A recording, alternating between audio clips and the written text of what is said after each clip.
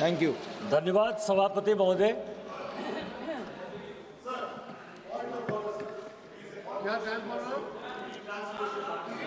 Translation. धन्यवाद सभापति महोदय। है ना ट्रांसलेशन? एक minute, just a minute. Translation is going on. English, English, Hindi, Hindi तो बोल रहे, English is going on. You please confirm translation. Just a minute, Nishikanji, just a minute. Some problem is there, technical issues is there, so doing. Yeah. Just a minute.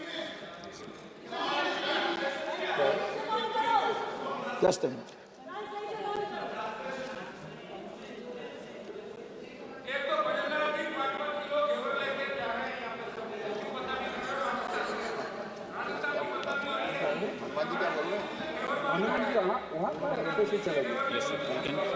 धन्यवाद सभापति महोदय। मैं भारत की सेना का, इस देश के प्रधानमंत्री का धन्यवाद देना चाहता हूं कि जिन्होंने पहलगांव की घटना के बाद अभी कर दिए, अभी से शुरू हुआ, ऑपरेशन सिंदूर करके पाकिस्तान को मुंह तोड़ जवाब दिया। मैं उन लोगों को भी श्रद्धांजलि अर्पित करना चाहता हूं जिनको धर्म के नाम पर honourable member please sit down, we are working on लोगों को there some technical issues only, not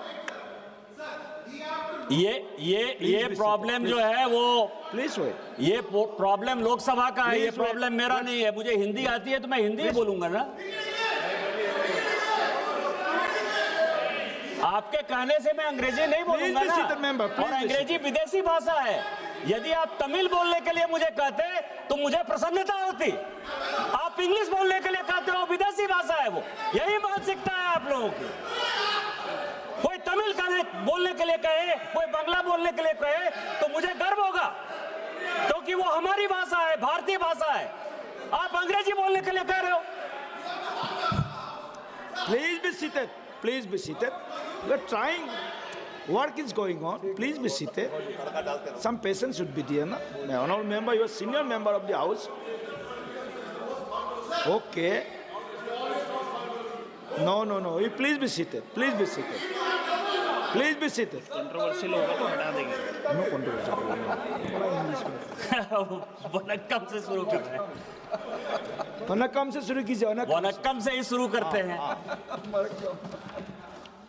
या भालोबासी से शुरू करते हैं, किसी से शुरू करते हैं, बांग्ला से, तमिल से। मैं 2 दिन से सभापति महोदय, मैं 2 दिन से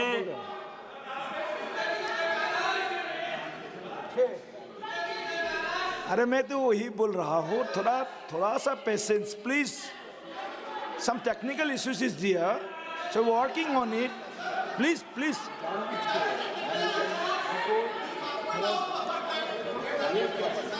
Some repeatedly telling you that some technical issues is there. ये अभी work is going on. Just a minute. आप ये देखें sir, chairman sir, Please be seated. Chairman sir, अभी 30 मिनट तक, इस 30 मिनट तक बंगाली में भाषण होता रहा। किसी भी तमिलनाडु के सांसद ने इतना चिल्लाकर बात नहीं किया। उनको हिंदी से क्या प्रॉब्लम है सर? हमको तमिल से प्रॉब्लम नहीं। तमिल महान भाषा है, हम तमिल का रिगार्ड करते हैं, आदर करते हैं, सम्मान करते हैं। उनको हिंदी से क्या प्रॉब्लम है सर? और यही कांग्रेस की मानसिकता है, यही कांग्रेस के सभी सहयोगी पार्टियों की मानसिकता है। तमिल में उनको नॉर्थ इंडियन से प्रॉब्लम है सर। जानबूझकर कर रहे हैं। हिंदी बोलना इस देश में गुनाह हो गया सर। और एक दिन ऐसा होगा कि पूरा का पूरा देश जो है वो इंग्लैंड हो जाएगा, अंग्रेजों के गुलाम हो जाएंगे सर।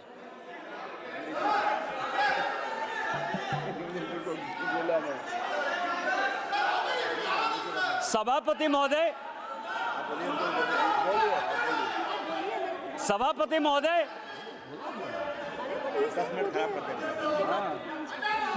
मेरा समय बर्बाद हो रहा है सर, मेरा समय बर्बाद हो रहा है सर, और वो समय इंक्लूड होगा इसमें सर। पूरा समय दे देना सर पूरा समय दे देना।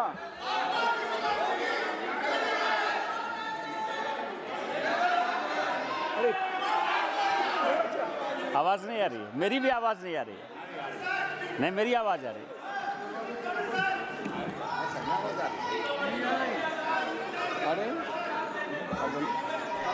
तमिल और सुना ट्रांसलेट। क्या इनको तमिल का ट्रांसलेशन सुनाइए? आ रही है, आवाज आ रही है, आवाज आ गई, सुनिए। Please be seated. अभी आ रहे हैं, आ गई, प्लीज बी आवाज आ गई ना? अब सुन रहे हैं? ट्रांसलेशन पूरा कंप्लीट है। तमिल चलिए ठीक है। Maharaj ji, Tamil started, you can hear Tamil started. English is also coming. Please try to hear in Tamil. Tamil is the oldest language. Tamil is a pride of India. Tamil is the oldest language of India. Please listen. Tamil, please listen. Tamil. आप बोलिए। सभापति महोदय, please be seated. सभापति महोदय, अभी कांग्रेस की महासचिव और सांसद प्रियंका जी काफी कुछ बोलकर गई और उन्होंने कहा कि इतिहास से कोई मतलब नहीं है, वर्तमान में जी। जो व्यक्ति, जो देश, जो समाज इतिहास को भूलता है वो अपने आप को मिट्टी में मिला लेता है। इतिहास से सीखना चाहिए, वर्तमान में जीना चाहिए। और इस पार्लियामेंट में और इस देश में जिन दो चीजों पर बात होती है सभापति महोदय, हम लोग किस चीज पर चर्चा करते हैं? हम लोग या तो कश्मीर पर चर्चा करते हैं या चीन पर चर्चा करते हैं। इन्हीं दो चीजों पर चर्चा करते हैं। और प्रियंका गांधी और राहुल गांधी जी को लगता है कि नेहरू जी पर उनका एक स्टाम्प है।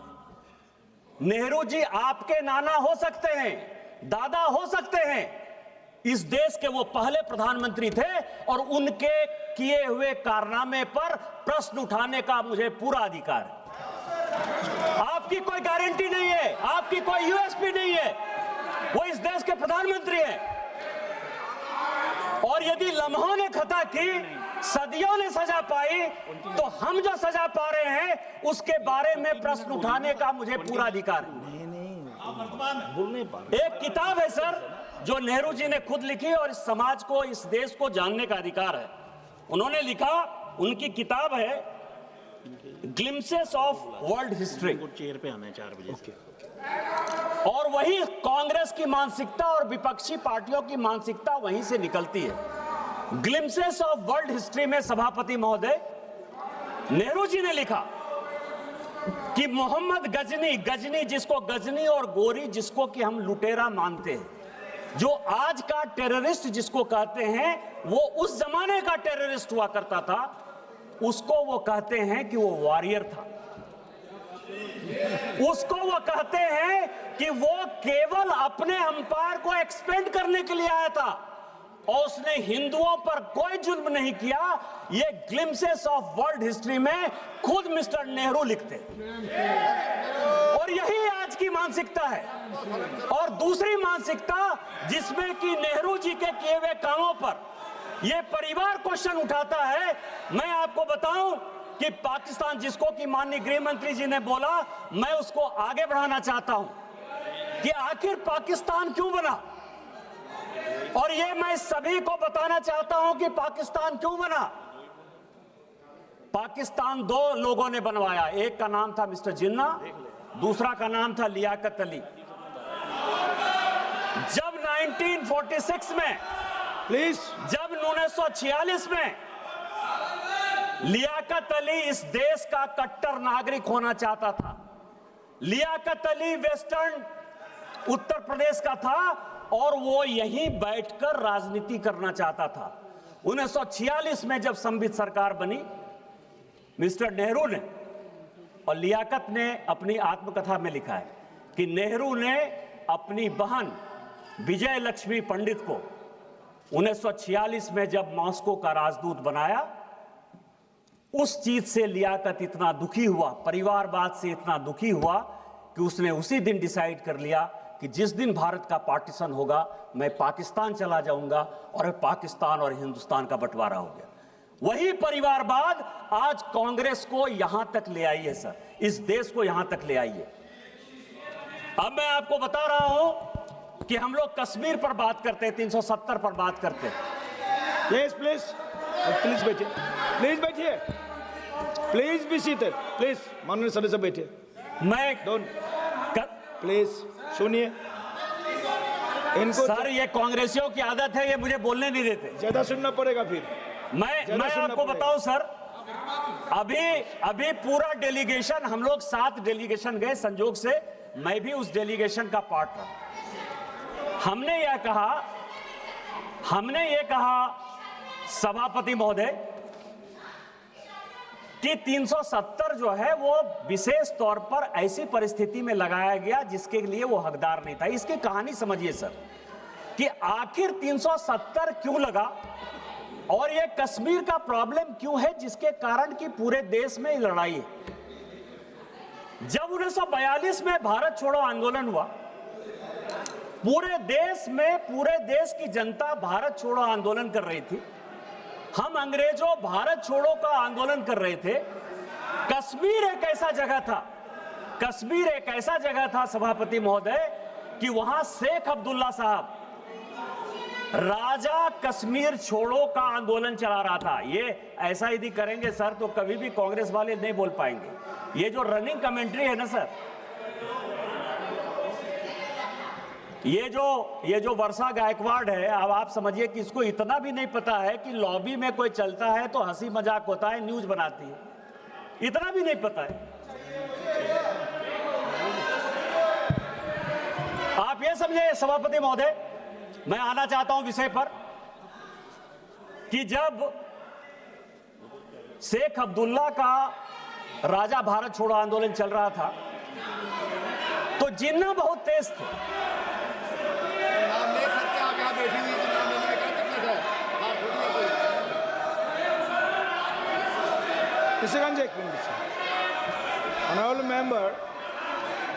Honorable member, please be seated first. Please be seated first. आप बैठिए पहले आपको बैठने बोला है, बैठिए। Please be seated first, please be seated first. आप बार बार बैठे बैठे टिप्पणी कर रहे हैं मेंबर, बैठे बैठे आप टिप्पणी नहीं कर सकते, आपको अलाउ नहीं किया गया है। Please be seated, don't talk, please be seated, please be seated, don't talk please, please. सभापति महोदय, शेख अब्दुल्ला साहब राजा कश्मीर छोड़ो का आंदोलन चलाए हुए थे और जिन्ना ने उस वक्त राजा का साथ दिया, और जिन्ना ने जब राजा का साथ दिया और जब 1947 में भारत का विभाजन हुआ, उस वक्त राजा को यह लगा कि नेहरू जो है मेरे खिलाफ, नेहरू मुझे किसी तरह से भारत के साथ नहीं रहने देना चाहता है और जिन्ना मेरा समर्थन करता है, लेकिन मैं जिन्ना के साथ नहीं जाऊंगा, नेहरू के ऊपर मुझे विश्वास नहीं है। इस कारण से उन्होंने 2-3 महीना अपने डिसीजन को कि भारत के साथ मिलना है कि नहीं मिलना है, उस तरह से उन्होंने डेफर किया। लेकिन जब उन्होंने फिर एग्रीमेंट साइन किया, वो वही एग्रीमेंट था सभापति महोदय जो 600 राज्यों ने अलग अलग इंस्ट्रूमेंट ऑफ एक्सेशन साइन किया। जब मणिपुर के साथ वही लागू हो गया, जब कच्छ के साथ वही लागू हो गया, जब उत्तर प्रदेश के साथ वही लागू हो गया, तो कश्मीर में कैसी ऐसी बात थी जो आपने उसको धारा 370 दे दिया? और यदि जिनको लगता है कि 2 नेशन थ्योरी के आधार पर वो साइन नहीं हुआ, तो जब सिक्किम 1975 में भारत में मिला, जब गोवा 1962 में भारत में मिला, तो उसको 370 आपने क्यों नहीं दे दिया? आज जो ये कश्मीर के हालात हैं, उस हालात के पीछे यदि नेहरू गांधी परिवार जिम्मेवार है तो हम जिम्मेवार नेहरू जी को ठहराएंगे या नहीं ठहराएंगे? इसमें प्रियंका गांधी और राहुल गांधी को परेशानी क्या है? ये आप कह रहे हो, मैं आपको दूसरी बात कर रहा हूं। चाइना की बहुत बात, जितने अखिलेश यादव जी बोले चाइना के बारे में बोले, कनिमोझी जी चाइना के बारे में बोली, सुप्रिया जी चाइना के बारे में बोली, जितने अपोजिशन के आदमी हैं सब चाइना के बारे में बोल रहे हैं। सुप्रिया ने बोला, मीडिया ने नहीं बोला, मना कर दिया।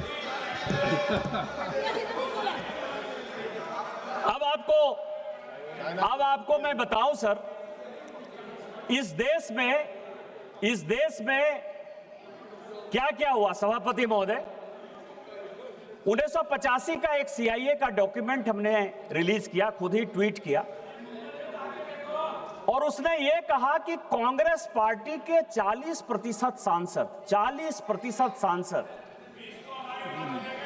सोवियत रूस के लिए मुखबिरी करते थे, उनसे पैसा लेते थे, उनसे पैसा लेकर चुनाव लड़ते थे। आज तक कांग्रेस के किसी आदमी ने उसके ऊपर डिफेमेशन नहीं किया। 1962 के युद्ध के पहले 1961 में बेलग्रेड सम्मेलन हुआ। मैं आपको बता रहा हूं कि आप लोगों ने कहा कि पड़ोसी देश ने क्या किया।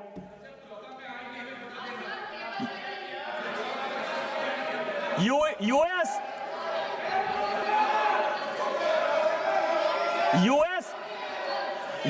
और अमेरिका, यूएस और अमेरिका के पहले 1961 में नेहरू जी ने कहा तिब्बत देने के बाद, और मैं तिब्बत पर भी आना चाहूंगा सर कि तिब्बत है क्या।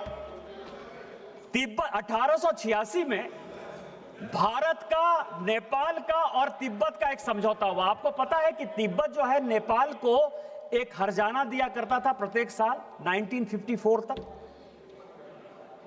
वो कभी भी चाइना का पार्ट नहीं था, नेपाल का हिस्सा हुआ करता था तिब्बत, और इसी नेहरू की गलती के कारण तिब्बत चला गया। आज चाइना हमारे माथे पर खड़ा है।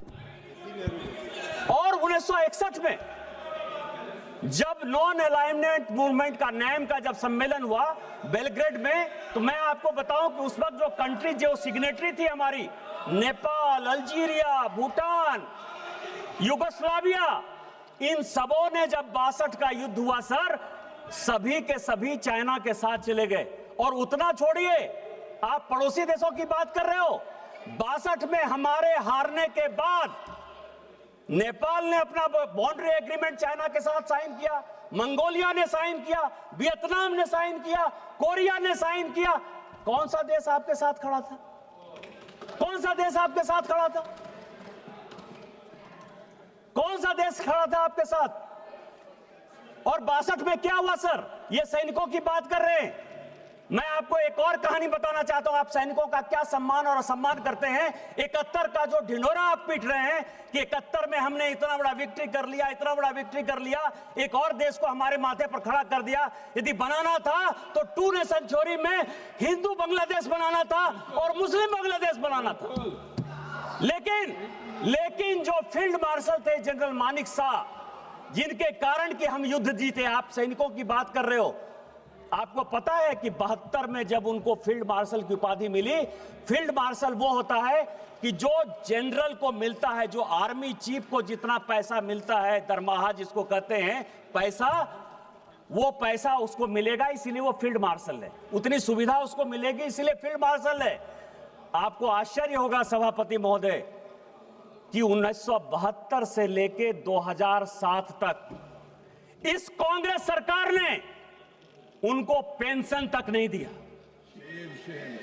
फील्ड मार्शल का पैसा तो छोड़िए, जब कलाम साहब राष्ट्रपति हुए और उन्होंने इंटरवीन किया तो 2008 में फाइनली उनको पेंशन मिला।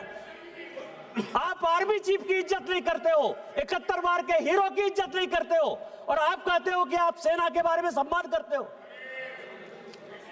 मैं आपको 62 के युद्ध की बात बता रहा हूं सर। इन्होंने अपने रिश्तेदार को, भाई भतीजाबाद केवल पॉलिटिक्स में नहीं, 1962 के चाइना युद्ध के समय इन्होंने असम नेपा का जो हेड है वो मिस्टर कॉल को बनाया।